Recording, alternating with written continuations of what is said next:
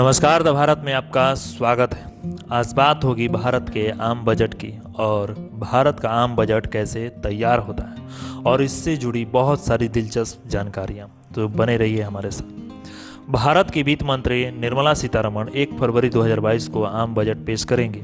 आम बजट सुबह 11 बजे पेश होगा। निर्मला सीतारमण चौथी बार बजट पेश करेंगी। भारतीय संविधान के अनुच्छेद 112 के मुताबिक किसी एक खास साल में केंद्र सरकार के वित्तीय ब्यौरे को संघीय बजट कहते हैं। संविधान के मुताबिक सरकार को हर वित्तीय वर्ष की शुरुआत में संसद में बजट पेश करना होता है। वित्त वर्ष की अवधि मौजूदा वर्ष 1 अप्रैल से अगले साल 31 मार्च तक होती है। सरकार की ओर से पेश वित्तीय ब्यौरे में किसी खास वित्त वर्ष के केंद्र सरकार की अनुमानित प्राप्तियों और खर्चों को दिखाया जाता है। सरल शब्दों में यूं कहा जाए तो बजट अगले वित्त वर्ष के लिए सरकार की वित्तीय योजना होती है।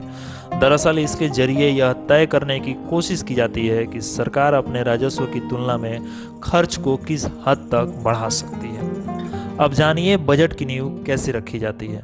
देश में किसी साल उत्पादित वस्तुओं और सेवाओं की मौजूदा बाजार कीमतों को नॉमिनल जीडीपी कहते हैं। इसे बजट की बुनियाद या नींव भी कहा जा सकता है, क्योंकि बगैर नॉमिनल जीडीपी जाने अगले साल का बजट बनाना संभव नहीं है।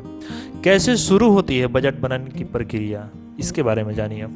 बजट बनाने की प्रक्रिया संसद में पेश करने से 6 महीने पहले शुरू हो जाती है। यह काफ़ी लंबी चौड़ी प्रक्रिया होती है। इसके तहत अलग अलग प्रशासनिक निकायों से आंकड़े मंगाए जाते हैं। इन आंकड़ों से पता किया जाता है कि उन्हें कितने फंड की आवश्यकता है। इसके साथ ही यह तय किया जाता है कि जन कल्याण योजनाओं के लिए कितने पैसों की जरूरत होगी। इसी हिसाब से अलग अलग मंत्रालयों को फंड मुहैया कराए जाते हैं।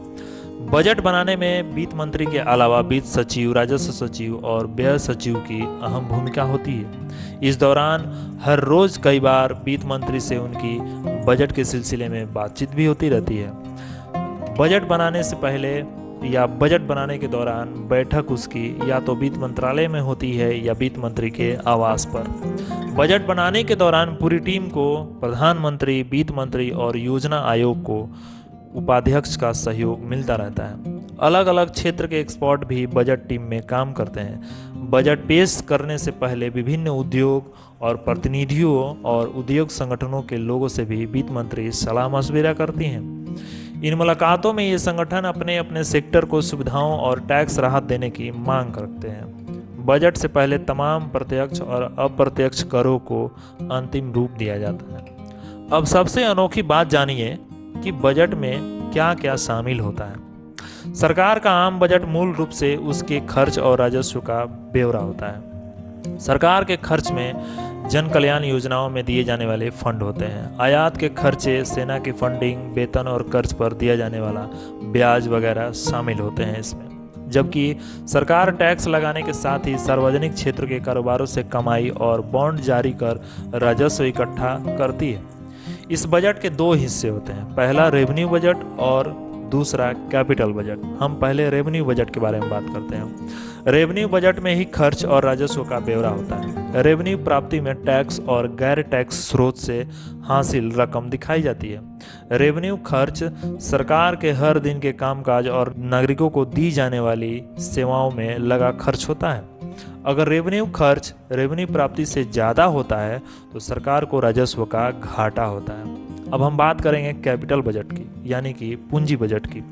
पूंजी बजट सरकार की प्राप्तियों और उसकी ओर से किए गए भुगतान का ब्यौरा होता है। इसमें जनता से लिया गया लोन, जो बॉन्ड के जरिए होता है, विदेश से और आरबीआई से लिया गया लोन शामिल होता है।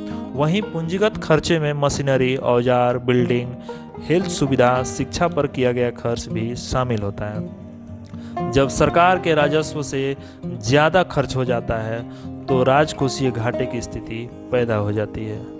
आज के इस बजट में आपको कैसी जानकारी लगी और इससे और बेहतर क्या किया जा सकता है, हमें अपने कमेंट में ज़रूर लिख करके भेजें। आज के लिए बस इतना ही। अगली कड़ी में हम जानेंगे कि स्वतंत्र भारत का पहला बजट कब बना था। तब तक के लिए यहीं तक।